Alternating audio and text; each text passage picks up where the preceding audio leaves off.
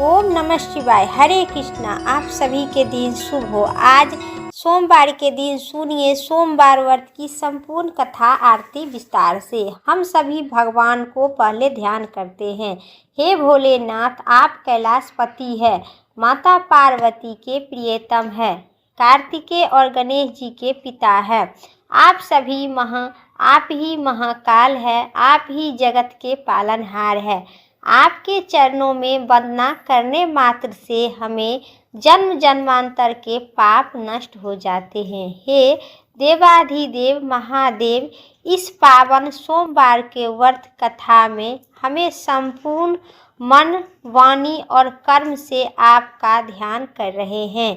हम सभी पर अपनी कृपा बनाए रखे, दृष्टि बनाए रखे, हमारे जीवन में अज्ञानता को दूर करे, कर्म फल और संपूर्ण ज्ञान प्राप्त करे। हे भोलेनाथ, हमें अहंकार और पाप का नाश करे और हमें धर्म, अर्थ, कर्म और मोक्ष चारों पुरुषार्थ की सिद्ध प्रदान करे। एक बार बोलिए माता पार्वती भोले बाबा की जय।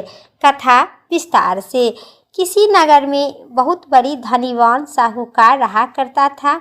उनके घर में अन्न धन की कोई कमी नहीं थे। उनके केवल एक ही दुख था कि उनके कोई पुत्र नहीं था। वह दिन रात एक ही चिंता में रहा करता था कि वह पुत्र पाने की कामना में प्रत्येक सोमवार को भगवान शिव और माता पार्वती की पूजा किया करता था। संध्या काल में शिव मंदिर में जाकर भगवान शिव जी के सामने दीपक जलाया करता था। उनके इस भक्ति भाव को देखकर एक दिन माता पार्वती जी ने भगवान शिव से कहे, प्रभु, यह साहूकार आपका आनंद भक्त है और सतदेव आपका व्रत और पूजा श्रद्धा पूर्वक करता है। आपको इनकी मनोकामना पूर्ण करनी चाहिए। माता पार्वती की बात सुनकर शिव ने कहे, पार्वती, यह संसार कर्म श्रेष्ठ की जिस प्रकार किसान खेत में बीज बोता है उसी प्रकार से वैसा ही फल काटता है, उसी प्रकार इस संसार में हर व्यक्ति अपने कर्म के अनुसार ही फल भोगता है। तब माता पार्वती ने अत्यधिक आग्रह के साथ कहे, प्रभु, यह साहूकार आपका आनंद भक्त है और यदि इसे कोई दुख है तो उस दुख को आपको आवश्यक ही दूर करनी चाहिए, क्योंकि आप सतदेव अपने भक्तों को श्रद्धा रहकर ही उनको दुख को दूर करते हैं। यदि आप ऐसा नहीं करेंगे तो कोई मनुष्य आपका सेवा नहीं करेगा। माता पार्वती की ऐसा आग्रह देखकर भगवान शिव ने कहे, पार्वती, इस साहूकार का कोई पुत्र नहीं है, इसी चिंता में ये दुखी रहा करता है। इसके भाग में पुत्र न होने पर भी इसे मैं पुत्र की प्राप्ति कर वरदान देता हूँ, पर इस पुत्र का आयु केवल 12 वर्ष तक ही रहेगी। इसके पश्चात इस बालक का प्रातः मृत्यु हो जाएगा। इसके लिए इससे अधिक मैं अब कुछ नहीं कर सकता हूँ। यह सारा वार्तालाप साहूकार न सुन रहा था। इससे उसे न तो कोई प्रसन्नता हुई और न कोई दुख हुआ। वह पहले की ही तरह भगवान शिव जी का व्रत और पूजा करता रहा। कुछ समय बीतने पर साहूकार की स्त्री गर्भवती हुई और 10वें महीने में उसे एक अति सुंदर पुत्र का प्राप्ति हुआ। साहूकार के घर में बहुत सी खुशी मनाई गई। साहूकार ने निर्धन तथा ब्राह्मणों को अन्न, धन, वस्त्र और धन इत्यादि का दान किए। उन्होंने किसी को पुत्र की आयु का भेद भी नहीं बताया। जब वह बालक 11 वर्ष को हो चुका था, बालक की माता ने साहूकार को बालक के विवाह इत्यादि के लिए आग्रह किए, लेकिन साहूकार ने कहा कि अभी इसका विवाह नहीं करूंगा, इसे पढ़ने के लिए काशीपुर भेज दूंगा। फिर साहूकार अपने साले अथवा बालक के मामा को बुलाकर और उसे बहुत सा धन देकर कहे, तुम इस बालक को पढ़ने के लिए काशीपुर ले जाओ और रास्ते में जिस स्थान पर रुको वहाँ यज्ञ तथा ब्राह्मणों को भोजन करवाने के बाद ही आगे जाना। वे दोनों मामा भांजा यज्ञ करते और ब्राह्मणों को भोजन करवाते हुए जा रहे थे। रास्ते में प्रताप नगर नाम का एक शहर पड़ा। उस शहर में राजा की पुत्री का विवाह था, इसलिए शहर के अच्छी तरह से सजाया गया था। दूसरे ओर राजा के लड़का जो राजकुमार जो विवाह के लिए बारात लेकर आता था, वह एक आंख से कन्हा था। उनका पिता इस बात पर बहुत चिंतित था कि कहीं वर को देखकर कन्या के माता पिता विवाह से इनकार न कर दे। इसलिए साहूकार अति सुंदर बेटे को देखकर उन्होंने मन में मन विचार किया कि क्यों न दरवाजे के सामने इसी बालक को वर के बनाकर सजाकर। ऐसा विचार कर वर के पिता ने कहा कि और उनके मामा से बातचीत किए। दोनों तैयार हो गए। फिर वो उसे लड़के को दूल्हे को कपड़ा पहनाकर तथा घोड़ी पर चढ़ाकर दरवाजे पर ले गया और सारा कार्यक्रम संपन्न हो गया, पूरा हो गया। फिर वर के पिता ने सोचा कि विवाह कार्य भी इसी लड़के के से सारा करा दिया जाए। ऐसा सोचकर उन्होंने लड़के और उनके मामा से कहे, यदि आप फेरे और कन्यादान के काम को भी पूरा कर दे तो आपकी बड़ी ही कृपा होगी। उन्होंने स्वीकार कर लिए और विवाह कार्य भी अच्छी तरह से संपन्न हो गया। परंतु जाते समय लड़के ने राजकुमारी की चुंदरी के पल्ले पर लिख दिए कि तुम्हारा विवाह मेरे साथ हुआ है, लेकिन जिस राजकुमार के साथ तुम्हें भेजा जाएगा वह एक आंख से कन्हा है। मैं काशीपुर पढ़ने जा रही हूँ। लड़के ने जाने के बाद उस राजकुमारी ने जब अपनी चुंदरी पर ऐसा लिखा हुआ पाया तो उन्होंने राजकुमार के साथ जाने से इनकार कर दिए और कहा कि यह मेरा पति नहीं है, मेरा विवाह इसके साथ नहीं हुआ है, मेरा पति तो काशीपुर पढ़ने गए हैं। राजकुमारी की माता पिता ने भी अपनी पुत्री की विदा नहीं किए और बारात खाली हाथ लौट गया। उधर साहूकार का लड़का और उनका मामा काशीपुर पहुंच गए। वहां जाकर उन्होंने यज्ञ करना और लड़के को पढ़ाना शुरू कर दिए। जब लड़का की आयु 12 वर्ष की हो गई, उनकी मृत्यु का दिन सामने आ गया। लड़के के मामा को इस बारे में कुछ भी पता नहीं था। उस दिन उन्होंने यज्ञ आयोजन की कार्यक्रम शुरू कर दिए थे। लड़के ने अपने मामा से कहा, मामा जी आज मुझे तबीयत ठीक नहीं लग रही है। मामा ने कहे, अंदर जाकर सो जा। लड़के अंदर जाकर सो गया। थोड़ी देर बाद उनके प्राण निकल गए। यज्ञ के बीच जब उनके मामा ने आकर देखा कि उनका मृत अवस्था में पड़े थे, उन्होंने बहुत ही दुखी हुआ। उन्होंने यज्ञ का कार्यक्रम अधूरा रह जाने के डर से किसी को कुछ नहीं कहे और नहीं सुने। फिर यज्ञ का कार्यक्रम संपन्न कर दिए। ब्राह्मणों को भोजन करवाकर दक्षिणा देकर ब्राह्मण चल जाने के बाद उन्होंने मामा रोना पीटना आरंभ कर दिए। संयोग से उसी समय शिव माता पार्वती उधर से जा रहे थे। जब उन्होंने जोर जोर से रोने की आवाज़ सुनी तो माता पार्वती ने भगवान शंकर से कहे, प्रभु कोई दुखिया रो रहा है, उनके कष्ट को दूर कर देना चाहिए। जब माता पार्वती ने उनके सामने जाकर देखा तो वह एक लड़का मृत पड़ा था। पार्वती जी बोली, प्रभु यह तो ज्वालापुर के साहूकार का लड़का है जो आपके वरदान से उत्पन्न हुआ था। शिव जी ने बोले, हाँ पार्वती, इसकी आयु इतनी ही थी, आयु पूरी हो जाने के कारण यह मर गया है। तब माता पार्वती ने कहे, प्रभु आप इस बालक को आयु बढ़ा दीजिए, नहीं तो इनके माता पिता तड़प तड़प कर मर जाएंगे। माता पार्वती बार बार आग्रह करने पर भगवान शिव ने उनका जीवित कर दिए और शिव जी की कृपा से लड़का ओम नमः शिवाय कहते हुए उठकर बैठ गया। भगवान शिव और माता पार्वती कैलाश पर चल गए। तब लड़का और उनका मामा उसी यज्ञ करते तथा ब्राह्मणों को भोजन करवाते हुए अपने घर चल दिए। रास्ते में प्रताप नगर पहुँचे और वहां आकर उन्होंने यज्ञ आरंभ कर दिए। जब वहाँ राजा उधर से गुजर रहे थे तो लड़के को तुरंत पहचान लिए और अपने महल ले जाकर दोनों को बहुत आदर सत्कार किए। साथ ही बहुत सा धन देकर, दौलत और आभूषण और वस्त्र देकर उन्होंने राजकुमारी के साथ विदा कर दिए।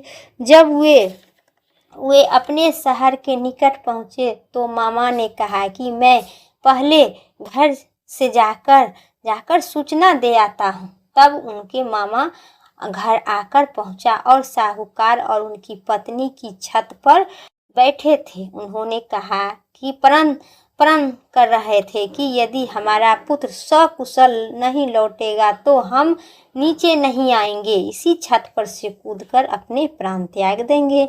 इतने में उनके लड़के के मामा ने आकर बताया कि आपका पुत्र सकुशल वापस आ गया है। उनको विश्वास नहीं हुआ। तब मामा ने कहा, शपथ पूर्वक कह रही हूँ, आपका पुत्र अपनी स्त्री के साथ आ रहा है। तो अपनी पत्नी और संगी संबंधित के साथ नगर द्वार तक आ गए और आनंद के साथ उनका स्वागत किए कर उनके अपने घर ले गए और बड़े ही प्रसन्नता के साथ रहने लगे।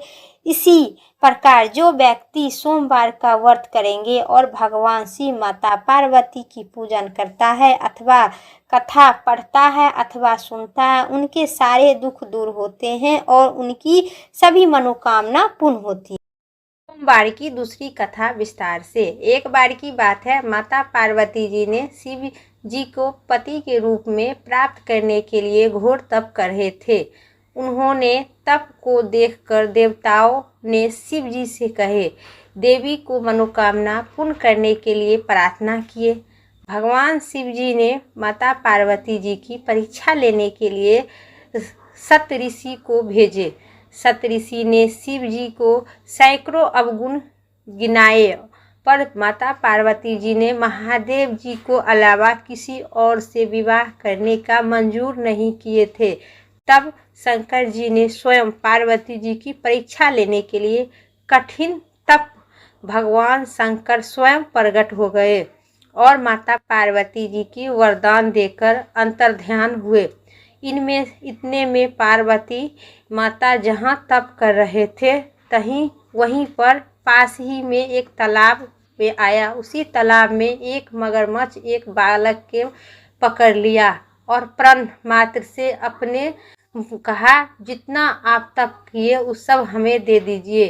फिर माता पार्वती ने प्रण मात्र से अपने दुख सुख को अनुभव करते हुए, यह नहीं, इनकी परीक्षा लेनी चाहिए के लिए मैंने ही लीला रची थी। अनेक रूपों में देखने वाला मैं ही हूँ, अनेक शरीरों में के अलावा निर्विकार मैं ही हूँ। अपना तप मुझे दे दो, इसलिए अब तप करने की कोई आवश्यकता नहीं है। देवी ने महादेव जी की प्रण कर प्रणाम किए और प्रसन्न मन से विदा किए। प्रेम से बोलिए, भगवान शंकर और माता पार्वती की जय। अब सुनिए सोमवार की तीसरी कथा विस्तार से। एक बार नारद जी ने भोलेनाथ जी की स्तुति करके पूछे, प्रभु आपको प्रसन्न करने के लिए सबसे उत्तम और दुर्लभ साधन क्या है? त्रिलोकनाथ आप कहिए।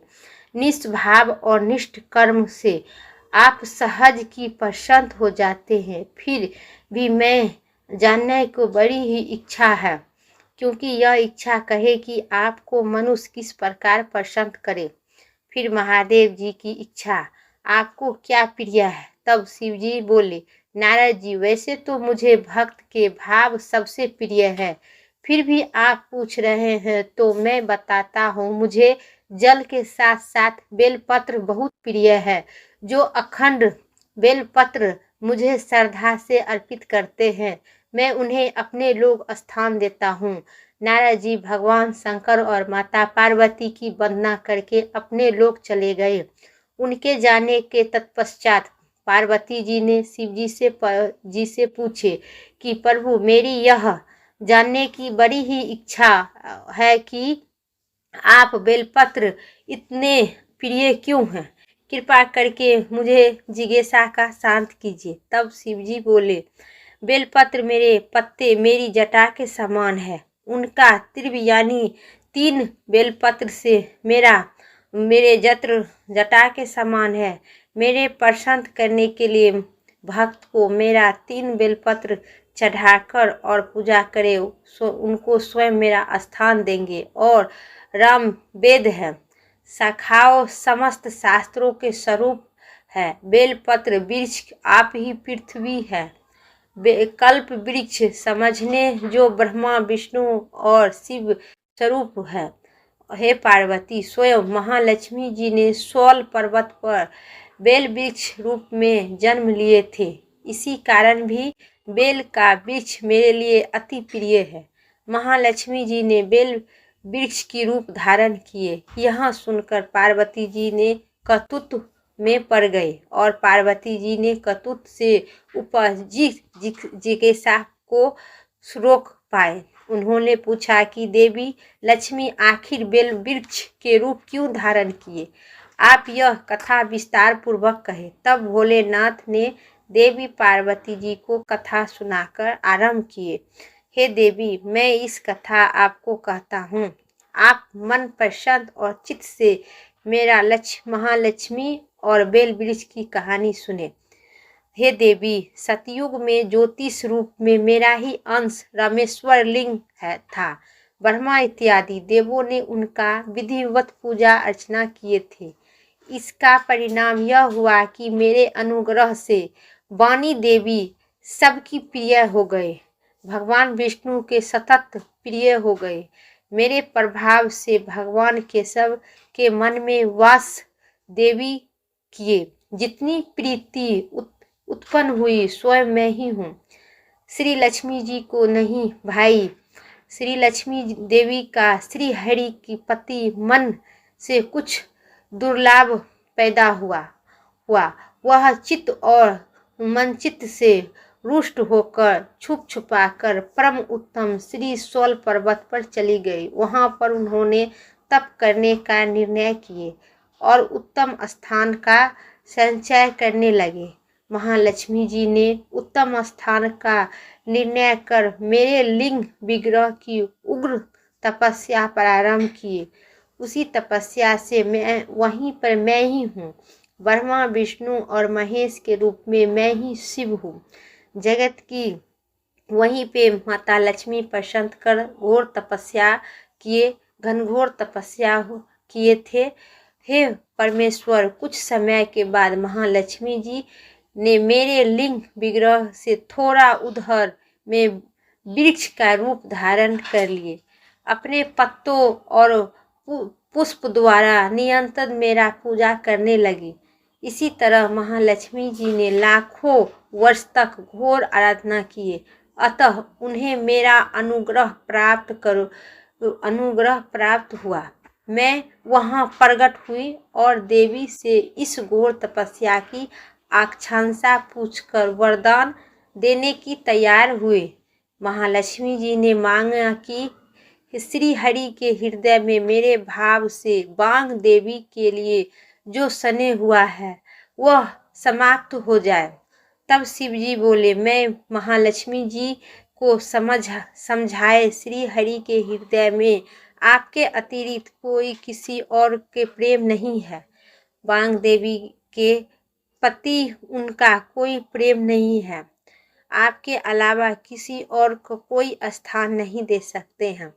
महालक्ष्मी की विष्णु प्रेम नहीं अपूर्ति श्रद्धा है। यह सुनकर लक्ष्मी जी प्रसन्न हुए और पुनः श्री विष्णु के हृदय में स्थित होकर निरंतर उनके साथ विहार करने लगे।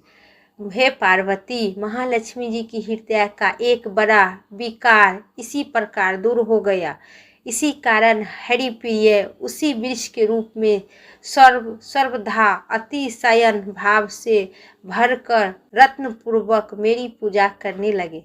हे पार्वती, इसी कारण बेल वृक्ष का वृक्ष, उनके पत्ते, फूल, फल अति मुझे प्रिय हो गए हैं। मैं नियंत्रण स्थान पर बेल वृक्ष का आश्रय होकर रहता हूँ।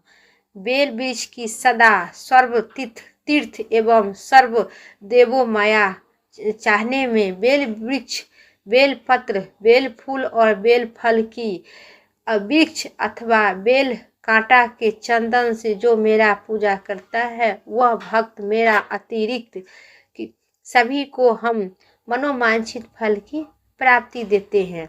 बेल वृक्ष इतनी प्रकार के मेरे अति प्रिय है। जो सोमवार के दिन मेरा इन सब चीज़ों से मेरा पूजा करते हैं उनके सभी प्रकार के मनोवांछित फल की मैं प्राप्ति देती हूँ। जो मनुष्य प्रेम से श्रद्धा से मेरे और आपके साथ पूजा करता है उन्हें अखंड सौभाग्यवती की प्राप्त का वरदान देता हूँ। हे प्रिय, बेल वृक्ष को शिव के समान ही समझो। यह मेरा शरीर है। जो बेल पर चंदन से मेरा नाम अंकित करे, मुझे अर्पित करे, मैं उसे सभी पापों से मुक्त कर अपने लोक में स्थान देता हूँ। हे देवी, उस व्यक्ति को स्वयं लक्ष्मी जी ने नमस्कार करती है जो मेरा पूजा करता है। जो बेल वृक्ष मूल्य से प्रण करता है और छोड़ता है उनका रुद्र देह प्राप्त होता है। और मैं ऐसे मनुष्य पर सदैव माता लक्ष्मी कृपा सदा रहती है और साथ ही रहती है। साथ भगवान नारायण की कृपा उन पर सदैव रहता है। हे प्रेम, प्रेम से बोलिए भगवान शिव और माता पार्वती की जय। अब सुनिए गणेश जी भगवान की कथा। एक साहूकार था। उनके घर में रोज एक ब्राह्मणी रोटी लेने के लिए आती थी। घर के अंदर घुसते ही पॉल के ऊपर गजानन जी का मूर्ति रहता था। जब ब्राह्मणी रोटी लेकर आपस चल जाती थी उसी टाइम पहले एक कौर गणेश जी की उस रोटी को भोग लगाकर उनको मंदिर में देते थे और वह गणेश जी की रोटी एक का हमेशा भोग लगाकर देती थी। बहुत दिनों तक चलता रहा। गणेश जी महाराज ने कहा कि मुझे हमेशा भोजन करवा कर जाती है, मुझे इसे कोई न कोई उपहार देना जरूरी चाहिए। गणेश जी की इसी दिन उनके थाली में हीरे मोती जेवरात से उस ब्राह्मणी को भर दिए। ब्राह्मणी तो थाली लेकर अपने घर गए और साहूकार से रोटी लेने के लिए आना बंद कर दिए कि साहूकारनी ने उसे बुलावा भेजा कि बाई रोटी लेने के लिए आप क्यों नहीं आते हैं। ब्राह्मणी ने कहा कि मुझ पर गणेश जी प्रसन्न हुए। बहुत वर्ष तक मैं रोटी देने के लिए जाते थे तब, लेकिन अब नहीं जाऊंगी। साहूकारनी ने मन में मन बहुत नाराज हुए और गणेश जी से कहे कि आप ब्राह्मणी के ऊपर अपना प्रसन्न हुए परंतु मुझ पर क्यों नहीं प्रसन्न होते हैं। तब गणेश जी ने सोचे कि उस ब्राह्मणी तो रोज दिन मेरा भोग लगाकर फिर अपने घर ले जाती है रोटी, इसीलिए उस पर मेरा दया आ गया और उसको पूरे गरीबी दूर कर उनके घर में अन्न धन को भंडार लगा दिए। लेकिन आप तो मुझे कभी नहीं पूजा करते हैं, मेरा मन में कभी नहीं बसाते हैं, इसलिए आप पर प्रसन्न नहीं हुए। फिर भी साहूकारनी ने गणेश जी पर बहुत नाराज हुए क्योंकि मेरे ही घर से उस ब्राह्मणी रोटी लेकर जाती है और उसको आप अन्न धन के गरीबी दूर कर दिए, मुझ पर क्यों नहीं होते, क्योंकि मैं ही आपके मंदिर बनाकर और मैं ही आपके घर में स्थान दिए हैं। इसी पर साहूकारनी ने बहुत मूर्ति को हटाने उनको बाहर फेंक दी। इधर से सेठ जी की दुकान में गंदा पानी बंद हो गया। एक दिन सेठ जी ने नाराज पॉल के मंदिर पर सेठानी जी से पूछा, गणेश जी कहाँ गए हैं। तो साहूकारनी ने कहे कि ऐसे गणेश जी का क्या काम जो ब्राह्मणी पर प्रसन्न हुए लेकिन हमारे ऊपर नहीं प्रसन्न हुए, इसी कारण मैं गणेश जी को यहाँ से हटाकर फेंक दिए। तब सेठ जी ने कहा कि तुमने क्या किया, मेरा तो व्यापार और धंधा सब चला गया, बंद हो गया। गणेश जी तुमने कहाँ फेंकी है, जल्द ही बताओ, वह आपस लेकर आएंगे। साहूकार आपस से गणेश जी को लेने के लिए गए तो गणेश जी इतने भारी हो गए वे उठे नहीं। तो साहूकार ने कहे कि मेरे से क्या गलती हो गया गणेश जी, आप मुझ पर प्रसन्न क्यों नहीं होते हैं? क्यों, क्या हो गया? मुझे क्षमा करें। फिर भी गणेश जी नहीं उठे। फिर साहूकार ने अपने पत्नी साहूकारनी को बुलाई और कही, जो आप गणेश जी को घर से हटाकर बहुत गलती किए हैं, इसीलिए मेरा दुकान के पूरा धंधा सभी बंद हो गया है। लेकिन आप गणेश जी को हटाकर बहुत भूल कर गए हैं, इसीलिए आप उनसे माफ़ी मांगे। फिर साहूकारनी ने आई, क्षमा मांगी।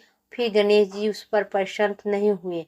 फिर साहूकारनी ने बोली, हे गणेश जी, मुझे गलती सलती भूल चूक माफ़ करें, क्योंकि हमसे बहुत भूल हो गया। मैं हट से आपको अपने घर से, आपके मंदिर से मैं हटाकर यहाँ पर फेंक दिया हूँ, लेकिन ऐसा भूल कभी नहीं होगा। फिर आपको अपना स्थान को ग्रहण करें। गणेश जी की इस तरह से परी कहते हुए गणेश जी और भी भारी हो गए और कहा कि मैं चलूँगा, पहले साहूकारनी को बुलाकर यहाँ लाओ और मुझे माफ़ी मंगाओ, तब चलूँगा। और गणेश जी ने कहा कि मुझे हमेशा सवा सेर का चूरमा के भोजन करवाओ, तब चलूँगा। साहूकारनी को लेकर और उनसे माफ़ी मंगवाई और सवा सेर के चूरमा चढ़ाने की भरी। तब साहूकार और साहूकारनी ने गणेश जी को आपस लेकर घर लाए। उन्होंने पॉल के ऊपर बैठाए। ऐसा करने से साहूकार के फिर से व्यापार चलने लगा। गणेश जी महाराज की जय। जैसे साहूकार और साहूकारनी पर आपकी प्रसन्न, वैसे ही सभी को मनोवांछित फल की प्राप्ति होना। बोलिए गणेश जी महाराज की जय। अब सुनिए भोलेनाथ की आरती। शिव जी की आरती विस्तार से। ओम जय शिवी ओमकारा, स्वामी जय शिवी ओमकारा, ब्रह्मा विष्णु सदा शिवी अर्धांगी धारा। ओम जय शिवी ओमकारा, एकानंदी चतुरानंदी पंचानंदी राजे, हंसासन गुरुरासनि विश्ववाहनी साजे। ओम जय शिवी ओमकारा, दो भुजी चारि चतुरी भुजी, दस भुजी अति शोभे हो प्रभु, दस भुजी अति शोभे। त्रिभुवन रूपिणी रखता, त्रिभुवन जनि मोहे। ओम जय शिवी ओमकारा, अक्षिमाला वर्णिमाला मुंडमाला धारी, त्रिपुरारी संकारी करिमाला धारी। ओम जय शिवी ओमकारा, श्वेतांबरी पीतांबर बाघंबरी अंगे हो बाबा, बाघंबरी अंगे। सैनिकाधिक गरुराधिक भूतादिकी संगे। ओम जय शिवी ओमकारा, कर के मध्य कमंडल चक्र त्रिशूल धरिता, जगी करिता जगी भरिता, जग साहस करिता। ओम जय शिवी ओमकारा, ब्रह्मा विष्णु सदा शिव जानती अविवेका, परनाक्षरी में ए तीनों एका। ओम जय शिवी ओमकारा, पर्वत सोहे पार्वती शंकर कैलासा, भांग धतूरी के भोजन भस्मे बासा। ओम जय शिवी ओमकारा, जटा में बहती गंगा, गले मुंडी माला हो बाबा, गले मुंडी माला। शेषी नाग लिपटत है ओढ़ती मृग छाला। ओम जय शिवी ओमकारा, काशी में विराज विश्वनाथ नंदी ब्रह्मचारी, नीति उठ दर्शन पर्वत महिमा अति भारी। ओम जय शिवी ओमकारा त्रिभुवन स्वामी जी की आरती। जो कोई नैरी गावे कहति शिवानंद स्वामी मनुमांछित फल पावे। ओम जय शिवी ओमकारा स्वामी जय शिवी ओमकारा। भोले बाबा माता पार्वती की जय। आज मेरा सोमवार की कथा और आरती इतना ही तक था। उम्मीद करते हैं इस कथा अच्छी लगे तो लाइक कीजिएगा। चैनल पर नए हैं सब्सक्राइब करके कमेंट बॉक्स में भोले बाबा माता पार्वती पुत्र गणेश की जय जरूर लिखें। और इसी टाइप को इस चैनल पर आपको कथा मिलते रहेगी। फिर अगली वीडियो लेके आते हैं, तब तक के लिए हर हर महादेव। ओम नमः शिवाय।